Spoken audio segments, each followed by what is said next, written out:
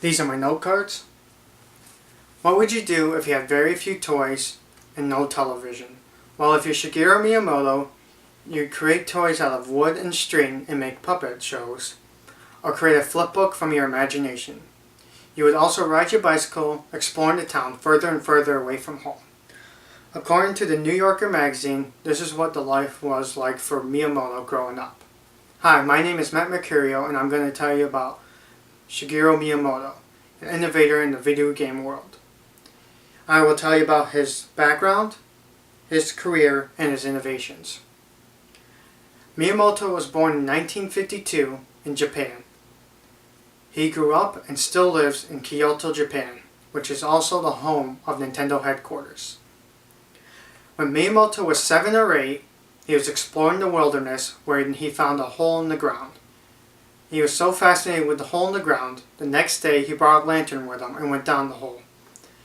He said he found a cavern with multiple passageways. According to the New Yorker magazine, every time Miyamoto tells this story, it changes. It almost becomes folklore.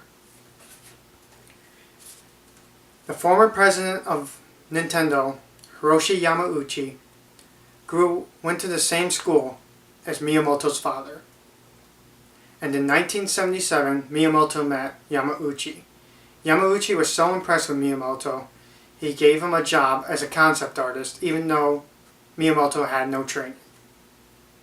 In the early 1980s, Nintendo wanted to expand into America. So they created Nintendo of America in New York City. It was not doing well. It did not do well because they were making poor quality clones of other popular arcade games. And Nintendo was on the verge of bankruptcy. So the president of Nintendo of America pleaded to Yamauchi to create a new arcade game. Yamauchi reluctantly asked Miyamoto to create the game even though he had no game design training. Miyamoto wanted to create a game with a storyline because no other game before then had a storyline. He also wanted to make the characters from Popeye in the game as well. Unfortunately, Nintendo was unable to get the rights from Popeye, so Miyamoto had to create his own characters. Miyamoto based his characters off of the Popeye characters. Olive Oyl was replaced by Lady, later known as Pauline.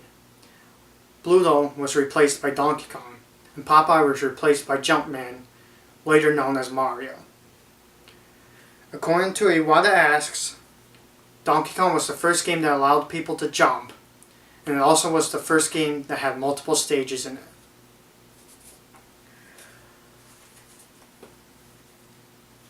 In the early 1980s, arcades were still popular, but the home consoles were dying out. And in 1983, the home console market crashed. Many people were surprised when Nintendo announced they're going to release their own home console named the Nintendo Entertainment System. And the flagship character was going to be Mario, and he was going to star in multiple games. The first game he was in was Super Mario Bros., and it was the first game with over 30 stages, which was unheard of at the time. The game was so popular it sold 40 million units worldwide. According to Rolling Stone magazine, Miyamoto thanks the success of Super Mario Bros. To the creation of the Invincibility Star.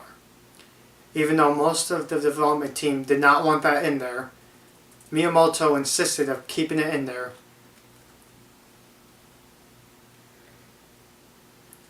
Miyamoto's next game was Legend of Zelda. Miyamoto based Legend of Zelda off of his experiences exploring the wilderness and the experience of exploring the cavern. According to Nintendo Wiki, he loved the idea of exploring without a map and not knowing what was around the next corner. Legend of Zelda was the first game to feature saving through a battery, and also was the first standalone title to sell over 1 million units. Miyamoto was also the director, producer, and designer of the game. The New Yorker reports he is the closest thing to an autobiographical game creator and shuns focus groups. They quote him saying, "As long as I can enjoy something, other people can enjoy it too." Miyamoto is so humble that according to IMDb and Mario Wiki, he refuses to get paid more than other Nintendo developers. People are nervous for when Miyamoto retires because they think Nintendo will fail. According to Rolling Stone magazine, Miyamoto is preparing the staff for when he is gone and tells them to pretend that he's not there and that he cannot help them. Miyamoto's innovations are too long to list, but according to Time magazine for kids, he invented side-scrolling technology, the ability to change sizes during the game, one of the first people to use 3D technology, and had one of the first games with multiple characters because other games were unable to do it due to their hardware limitations. In conclusion, ABC News ranked Miyamoto number 9 in the top 50 tech visionaries. They state that without Miyamoto, video game market would have became just a fad, and Miyamoto almost single-handedly influenced the industry due to his character of Mario, and influenced the industry since that time. Miyamoto was a boy who created his own toys and explored the world, and created games so other people can explore the world as well from his imagination.